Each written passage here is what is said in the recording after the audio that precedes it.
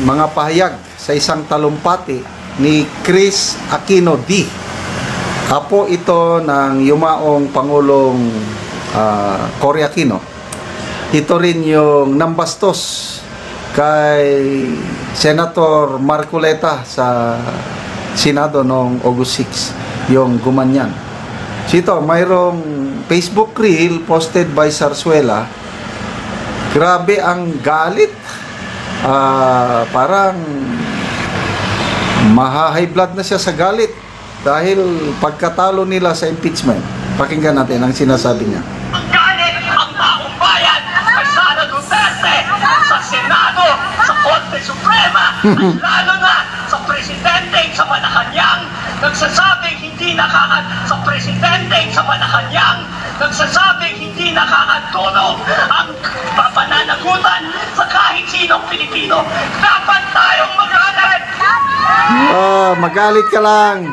Maghuli po, yung naramdaman ko po, July 25, nilabas ng Korte Suprema yung kanilang desisyon. Nung tanghaling yun, kasama ko si Juana, nag-file kami ng motion to intervene para na mabigyan ng pagkakataon yung taong bayan para madinig yung ating hinaing.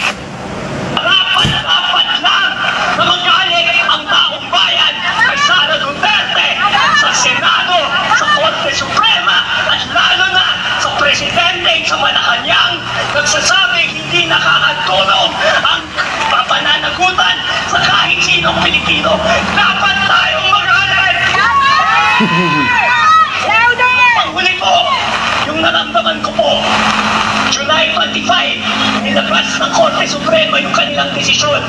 Nung tanghaling yun, kasama ko si Juana, nag-file kami ng motion to intervene para na mabigyan ng pagkakataon yung taong bayan para madinig yung ating hinaing. I would like to request it. Yan. Galit na galit. Kanino siya galit? Galit siya, unang nabanggit niya, Sara Duterte. Galit din siya sa Pangulo ng Pilipinas.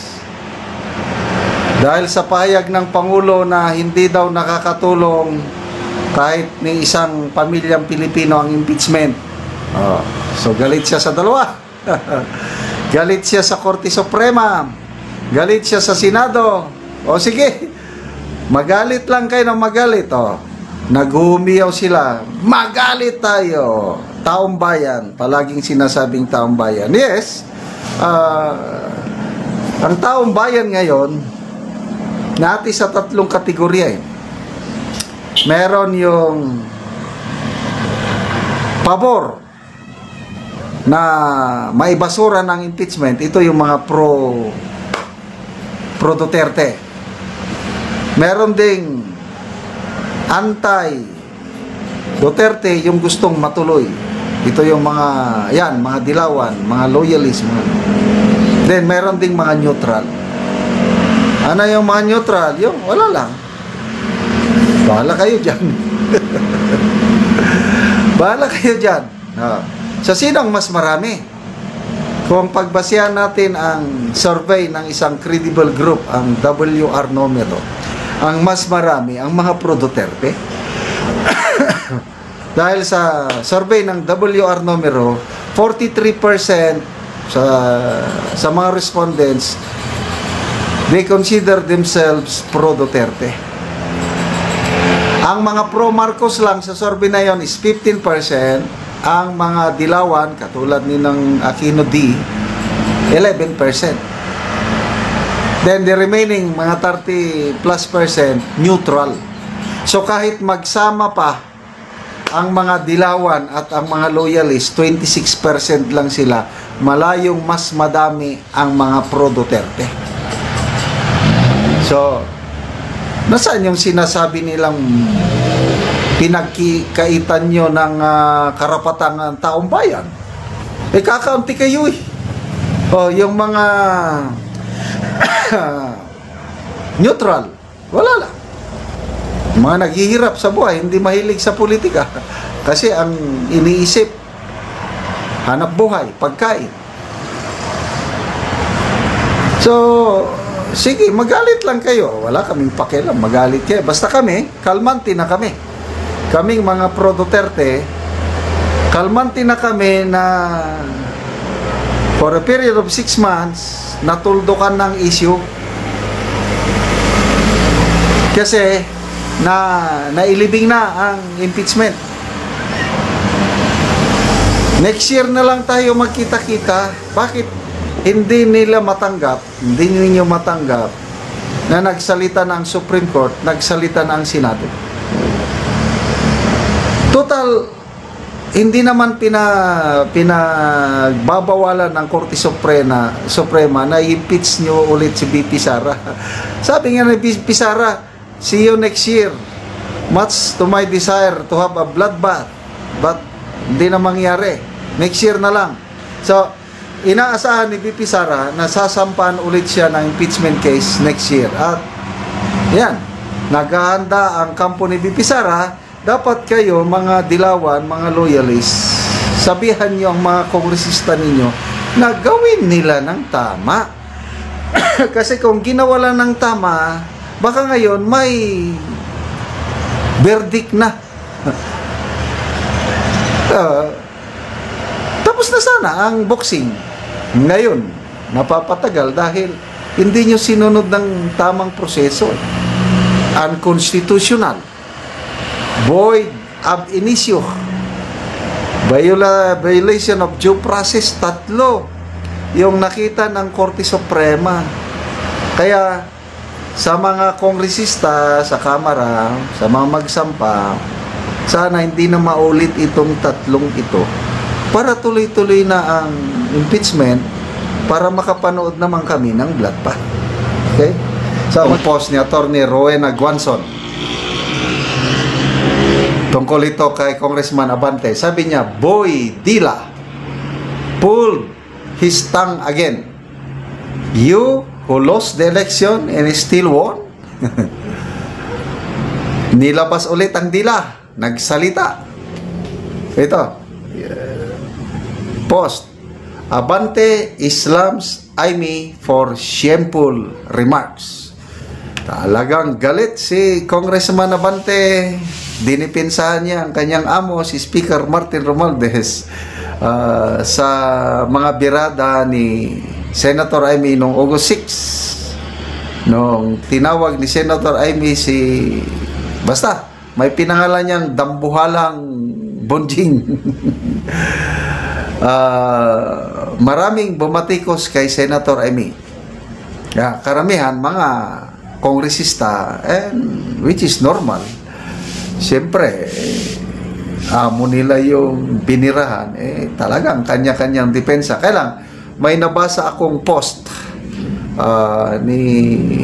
sino bang nag-post? Kipi Chubao, sa 206 na kongresista na bumoto kay Speaker Martin Romualdez, parang 6 o 7 lang ang mga kongresista na dumipensa kay Speaker Martin Romualdez. 6 or 7 lang ang nagsalita. Isa na ito si Congressman Abante. Then yung iba pa, dinipensa nila. Nasaan na yung iba? Tumahimik yung iba. So, sabi sa post, humihina na ba ang kumukunti na bang mga close friends ni Speaker dahil 6 lang o 7 ang dumipensa sa kanya sa mga birada ni Senator Amy. Well, dito tayo, balik tayo kay Congressman Abante. Hindi daw karapat-dapat yung ganong pananalita ng isang senadora, ng isang lawmaker. Sandali. Baka nakalimutan na nila nung TRICOM o kaya nung sina Colonel Grijaldo ba yung Quadcom o TRICOM. Di ba, grabe ang kanyang salita laban kina yung mga DDS vlogger, MG Kiambao Reyes, sina Crisette Laurita Chu, na to a point na umiyak pa ang dalawa dahil sa mga salitang narinig nila sa mga kongresista. Isa na ito si Congressman Abante, na nung patapos na ang TRICOM hearing, nagpost si MG Kiambao Reyes na humingi pa ng apology. Nung natalo na siya sa eleksyon na, nung hindi pa itong nadeklara ulit, humingi siya ng apology. Talaga nag-sorry sa mga masasakit na salita na binitawan niya laban sa mga DDS vloggers. So ngayon, nagsalita si Senator Amy, hindi daw pwede. Si Senator Amy, ba't sila pwede? Yan ang tanong. Meron ding isang, si Professor Clarita Carlos, hindi daw pwede. Sabi, sinvergüenza daw yung ganong mga pananalita. Yung mga comments na nabasa ko, mas mabuti na lang yung ganong nagsasalita kaysa yung ninanakaw ang pondo ng taong bayan sa pamamagitan ng insertion sa flood control projects. So, depende. Kanya-kanyang pananaw yan eh. So, kung maraming mga lawmakers na bumabatikos kay Senator Amy, sabi ni Senator Amy is, masama ba ang magsabi ng totoo? Yun, siya naman talaga ang dahilan ng kaguluhan eh. Sinasabi ko lang totoo. Sabi naman, talagang palaban din si Senator Amy. Wala siyang remorse, walang sorry-sorry. Talagang ganon na siya eh. Meron pa nga siyang isang salita na wala nang gamot sa parang katangahan mo, parang ganon. Nakalimutan ko na. Yung pang sinabi ni Speaker Martin Romualdez sa Kamara nung nanalo siya ng speaker, parang speech niya na dapat hindi ninanakaw ang kaban ng bayan. Iba naman niya. Huwag daw nakawin bawat serbisyo, bawat proyekto para sa taong bayan. Kaya sabi ni, grabe, wala nang gamot ang iyong pagka may salita siyang mabigat eh. Pagiging tanga o I don't know. Wala nang gamot sa kanyang pagiging ganyan na talaga si Senator Amy pagdating sa wala na siyang kansa. And maraming mga dating galit na kay Senator Amy, lalo na mga Duterte supporters. Si Sasasot, isa na dyan, sabi niya, love na ulit kita Senator Amy dahil sa iyong savage PI. Parang masama ang lingway, kailan? Ganahan si Sasasot at iba pang mga pinapalakpakan si Senator Amy yung ganong garapalang salita niya laban sa kanyang pinsan. Kanyang pinsan lang naman ang ginagano niya. All others, wala naman. Sa naobserbahan ko si Senator Amy, kahit dapat magalit na, kailang nakangiti pa rin.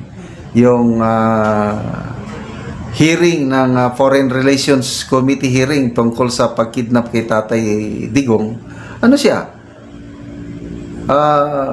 Hindi siya nagagalit masyado sa Kung ako magalit na ako. But si Senator Amy, kalmado lang. Kalmado, nagpapaliwanag. Dito lang sa kanyang pinsan, talagang hindi mo papagyan. Although, nakatawa pa rin. Kailang, nandun yung pagiging sarcasm. Sarcasm. Ganyan talaga ang style ni Senator Amy. And to me, kahit vulgar, yung language niya doon is deserve. Kasi depende yan eh. Pag hindi madala sa santong dasalan, daanin mo sa santong paspasan, something like that.